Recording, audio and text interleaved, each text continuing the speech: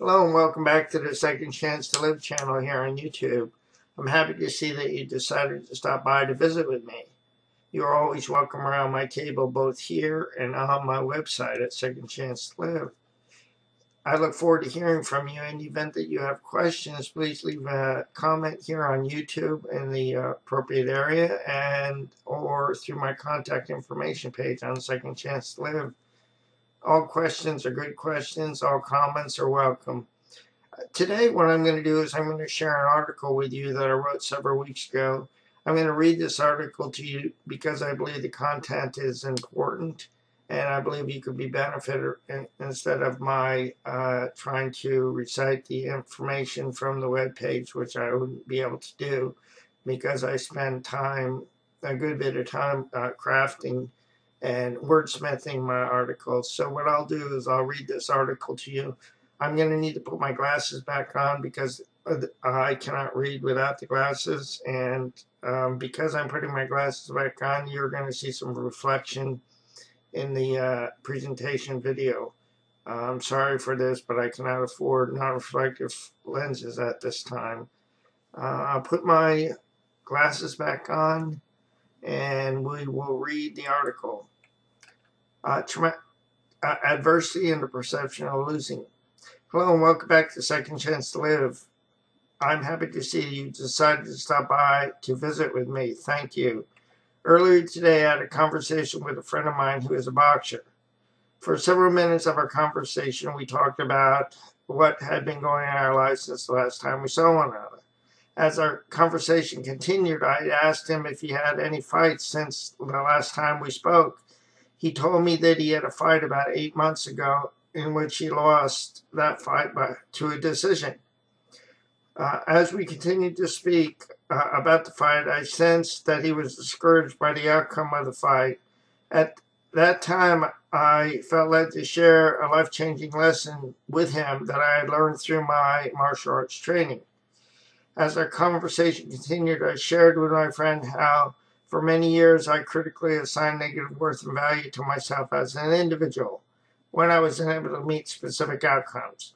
When I was unable to meet those expectations and outcomes, I found that I judged my efforts. I shared with my friend that I was unable to value or celebrate what I had learned on my way of trying to meet those expectations at that time in my life.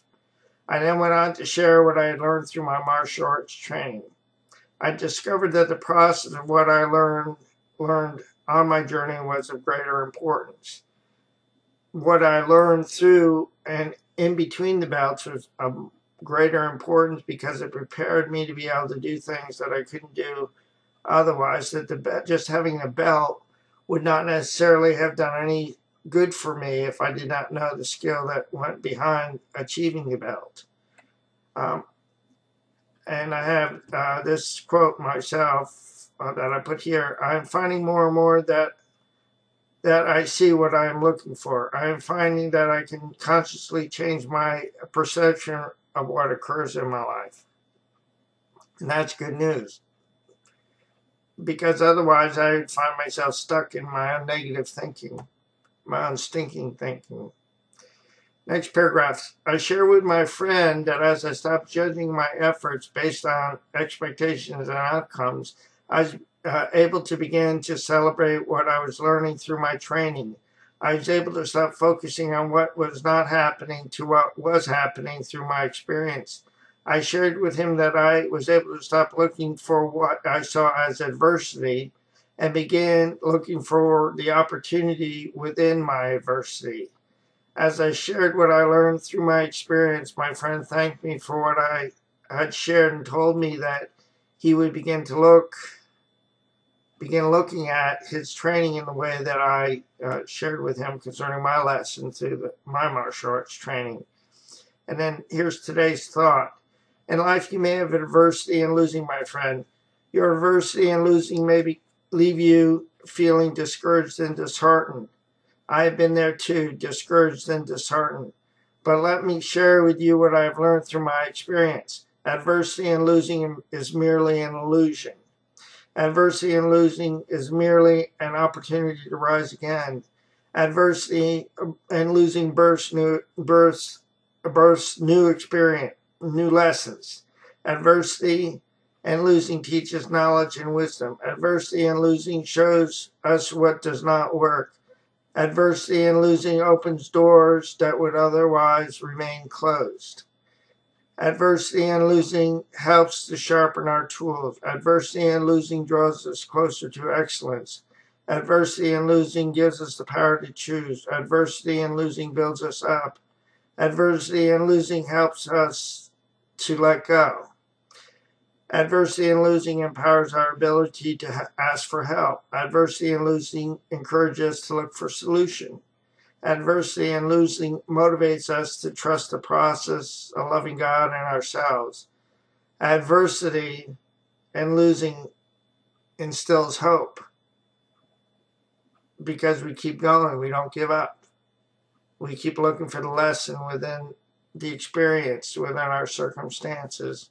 And we take advantage of the opportunities that become available to us as a result of those circumstances and the experiences that evolve subsequent to the adversity. I have 4 quotes that I want to share with you, and then I will end this presentation. What we see, it depends mainly on what we look for. Sir John Lubbock. Dreams do not vision so long as people do not abandon them. Phantom F. Harlock.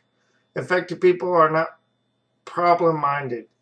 They're opportunity-minded. They feed on opportunities and starve problems. Stephen R. Covey. And the last quote is, an optimist sees an opportunity in every calamity. A pessimist sees the calamity in every opportunity, by Sir Winston Churchill. I'm going to conclude this presentation at this time for sake of time. I'll say so long for now. I hope you have a wonderful rest of your day. God bless both you and your family, and thank you for your time. So long now.